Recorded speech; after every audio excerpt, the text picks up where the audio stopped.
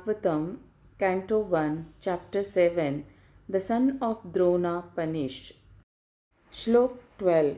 Parikshito atha Rajashre Janmakarma Vilashanam Sanstha cha Panduputranam cha Vakshe Krishna Kathodayam. Translation. Suta Goswami thus addressed the Rishi headed by Shaunak. Now I shall begin the transcendental narration of the Lord Sri Krishna and topics of the birth, activities, and deliverance of King Parikshit, the sage amongst kings, as well as topics of the renunciation of the worldly order of the sons of Pandu. Purport.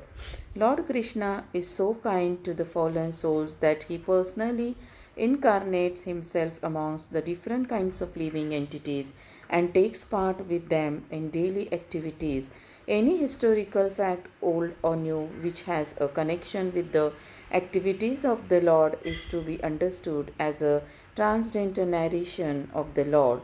Without Krishna, all the supplementary literatures like the Puranas and Mahabharata are simply stories or historical facts, but with Krishna they become transcendental, and when we hear of them, we at once become transcendentally related with the Lord. Srimad Bhagavatam is also a Purana, but the special significance of this Purana is that the activities of the Lord are central and not just supplementary historical facts. Srimad Bhagavatam is thus recommended by Lord Sri Chaitanya Mahaprabhu as the spotless Purana. There is a class of less intelligent devotees of the Bhagavad Puran who desire to relish at once the activities of the Lord narrated in the 10th canto without first understanding the primary cantos. They are under the false impression that the other cantos are not concerned with Krishna